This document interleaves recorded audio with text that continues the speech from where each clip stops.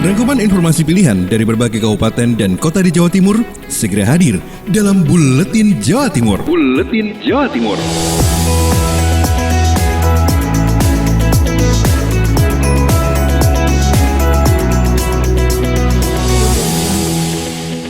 Halo sahabat, salam jumpa. Kami menyapa Anda kembali melalui rangkaian informasi yang kami kemas dalam Buletin Jawa Timur edisi Rabu 2 Desember 2020. Redaksi Buletin Jawa Timur hari ini telah menyiapkan informasi yang kami update dari beberapa lembaga penyiaran publik lokal, radio, kabupaten, dan kota di Jawa Timur. Saya Wisnu Dermawan. Membuka kebersamaan kita di edisi hari ini, saya ajak sahabat menuju Kabupaten Sidoarjo. Rekan Billy Patopoy dari Suara Sidoarjo menyampaikan kabar, Dinas Pendidikan Kabupaten Sidoarjo tidak wajibkan siswa ikuti pembelajaran tatap muka pada tahun depan. Sahabat, dalam skema pembelajaran tatap muka di Kabupaten Sidoarjo yang rencananya dilaksanakan setelah selesai libur panjang, Dinas Pendidikan dan Kebudayaan Kabupaten Sidoarjo akan memberikan dua opsi kepada orang tua siswa. Dua opsi diantaranya tetap mengikuti pembelajaran secara daring dan pembelajaran secara langsung. Hal ini disampaikan oleh Asrofi, Kepala Dinas Pendidikan dan Kebudayaan Kabupaten Sidoarjo saat ditemui di Pendopo Delta Wibawa pada Senin 30 November. Tidak harus, pilihan. Ya. Kemudian kalau sekolah itu mengadakan tatap muka, itu pun juga bagi siswa-siswi, orang tuanya itu juga pilihan. Mau tidak tatap muka tidak apa-apa. Jadi tidak harus semuanya masuk. Jadi nanti kan di desa itu sudah mungkin hijau atau kuning. Nah, siswa-siswa di situ dari desa itu ada. Kemudian dari keluarganya ada enggak yang terkonfirmasi. Kemudian gurunya juga begitu, dari mana gurunya, ada konfirmasi positif dan sebagainya, itu dipertimbangkan. Sebelumnya Nadiem Makarim, Menteri Pendidikan dan Kebudayaan Republik Indonesia, dalam Rakornas pembukaan sekolah tatap muka menyampaikan pembelajaran tatap muka akan dilaksanakan pada tahun depan. Demikian saya Billy Patopoy, Suara Sidoarjo. Menuju Kota Blitar, rekan Kirana Nisa dari Mahardika FM Kota Blitar mengabarkan surat suara Pilwali Kota Blitar mengalami kekurangan sekitar 1.800 lembar.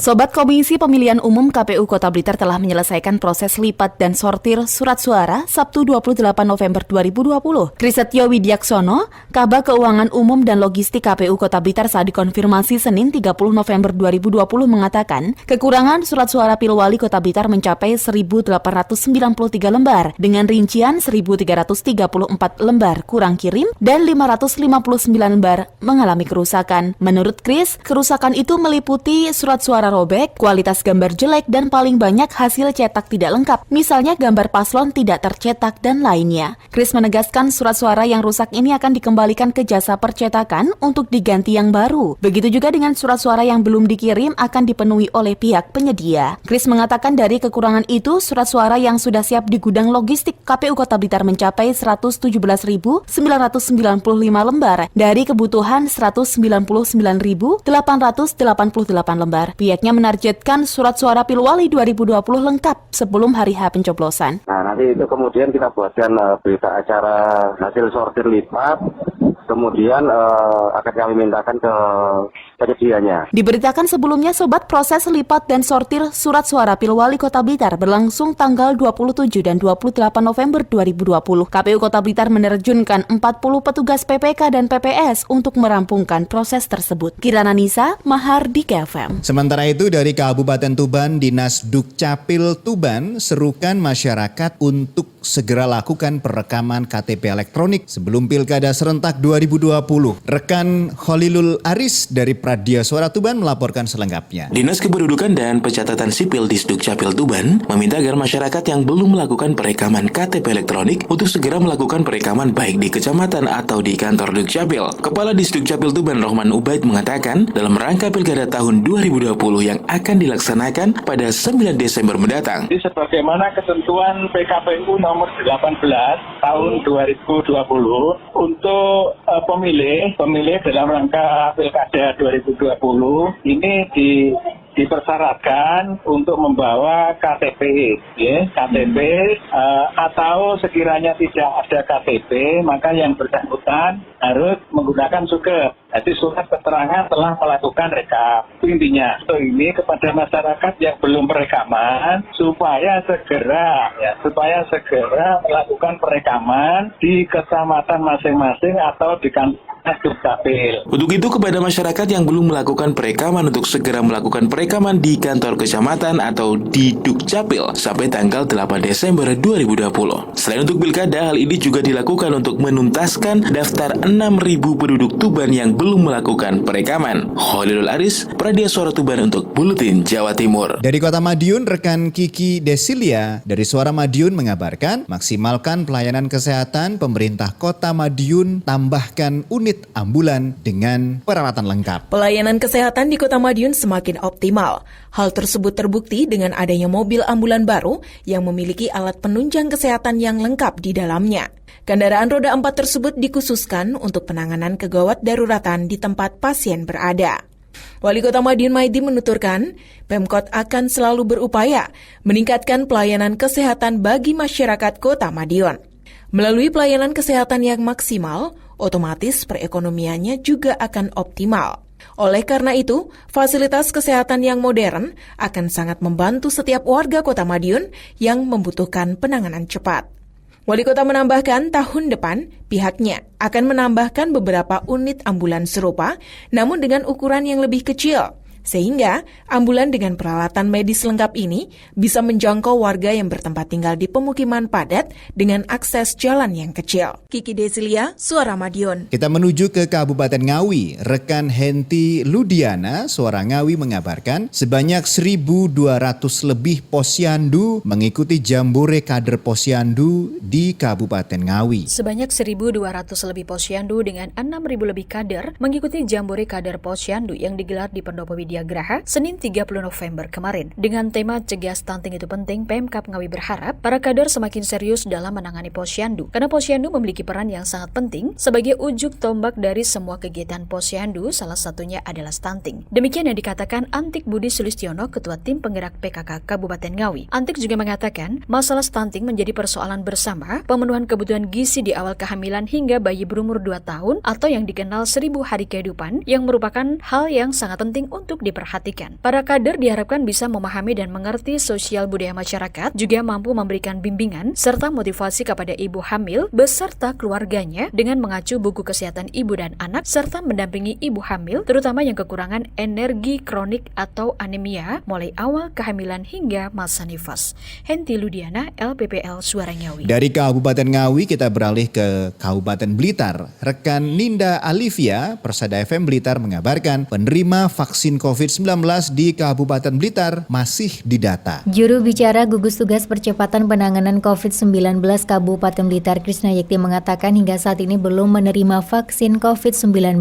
Pihaknya masih mendata calon penerima vaksin COVID-19.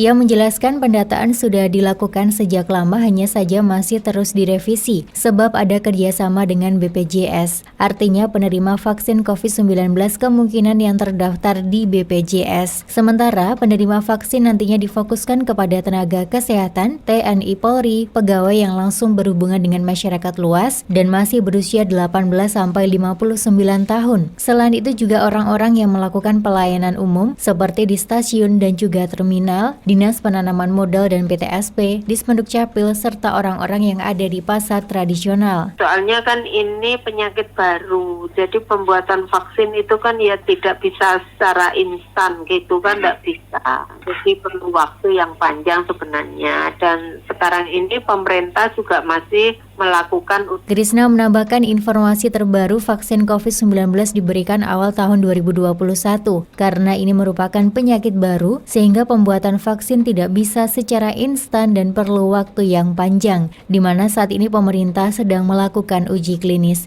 Ninda Alivia, Radio Persada FM Blitar. Informasi berikutnya kita menuju Kabupaten Gresik. Rekan Putri Rizkiana dari Suara Gresik, inovasi aplikasi Rumah Kusip oleh Disperkim Gresik raih penghargaan. Program pendataan perumahan berbasis sistem digital atau Rumah Kusip mendapat penghargaan dari Kementerian Pemberdayaan Aparatur Negara dan Reformasi Birokrasi. Penghargaan diserahkan secara langsung Menteri Pan-RB Cahyo Kumolo kepada pejabat Sekda Gresik Abimanyu Ponjo Atmojo Iswinarno pada acara 45 Inovasi Pelayanan Publik di Jakarta. Bupati Gresik Sambari Halim Radianto mengatakan program Rumah Kusip dibuat setelah pemerintah daerah melihat rendahnya rendahnya kesadaran masyarakat terhadap pengajuan izin mendirikan bangunan dan lemahnya penegakan aturan dari organisasi perangkat daerah. Hal ini menyebabkan minimnya hunian terdata dalam database pemerintah. Padahal data tersebut adalah primary key bagi Dinas Perumahan dan Kawasan Permukiman Kabupaten Gresik dalam menentukan sejumlah kebijakan terkait tata ruang. Saya Putri Rizkiana, Suara Gresik mengabarkan untuk Buletin Jawa Timur. Sementara itu, rekan Agustin Merdekawati dari Ersal Nganjuk membawa kabar pembangunan pedestrian di segmen 3 rampung bulan November 2020. Warga Kota Angin bisa segera melewati pedestrian segmen 3 Jalan Ahmad Yani akhir bulan November karena rekanan menargetkan untuk menyelesaikan pemasangan lampu dan bola di hari Senin 30 November 2020. Setelah pemasangan dua item tersebut, fasilitas publik sudah bisa difungsikan. Untuk mayoritas lampu dan bolat ataupun tiang pembatas untuk menghalangi motor agar tidak naik ke trotoar sudah terpasang di pedestrian segmen 3, yakni mulai dari Taman Nyawiji hingga depan pintu Pasar Wage. Hanya beberapa meter saja lampu dan bolatnya belum terpasang. Koordinator kontraktor Ridwan Hanafi mengatakan pemasangan lampu dan bolat targetkan selesai pada hari Senin 30 November 2020. Pemasangan lampu dan bolat kontraktor juga akan menyelesaikan 4 akses jalan menuju garasi pemilik toko yang terdampak pembangunan pedestrian. Pembukaan 4 akses menurutnya sesuai dengan hasil rapat bersama warga terdampak. Dari Agustin Merdekawati, Suara Anjuk Ladang Nganjuk. Dari Kabupaten Tulungagung, rekan Mega Kristi RGRFM Tulungagung mengabarkan pemerintah Kabupaten Tulungagung menyelenggarakan workshop dana desa. Workshop monitoring dan evaluasi penyaluran dan penggunaan dana desa berlangsung di ruang rapat Prajamukti Kabupaten Tulungagung. Kegiatan ini dihadiri oleh Muhammad Sarmuji SE, anggota Komisi 11 DPR RI, Dr. Andes Adil Hamunangan Panghiutan AKMM, Direktur Pengawasan Akuntabilitas Keuangan Pembangunan dan Tata Kelola Pemerintahan Desa, Badan Pengawasan Keuangan dan Pembangunan, Alexander Ruby Satyoadi, Kepala Perwakilan Badan Pengawasan Keuangan dan Pembangunan Provinsi Jawa Timur, Syarif Donovan Sulaiman SEMSA, Kepala Kantor Pelayanan Perbendaraan Blitar, Suyadi SAP MAP, Kepala Seksi Sistem Informasi Aset Direktorat Jenderal Bina Pemerintahan Desa Kementerian Dalam Negeri, Kepala Dinas terkait, Camat Sekabupaten Tulungagung dan perwakilan Kepala Desa. Bupati Tulungagung Dr. Andes Marioto Biro MM dalam sambutannya menyampaikan bahwa pagu dana desa tahun 2020 sebesar 234 miliar lebih sudah tersalur 100% sejak tanggal 12 Agustus 2020. Pemerintah Kabupaten Tulungagung tahun 2020 dalam penyaluran dana desa mendapat reward penyaluran tercepat ketiga di tingkat Provinsi Jawa Timur setelah Kabupaten Madiun dan Kabupaten Pacitan. Dan ini semua berkat ketepatan dalam penyusunan APBD dan karena laporan selalu tepat waktu Kabupaten Tulungagung, yang pertama dana desa sudah tersalur semua 100% ke rekening kas desa.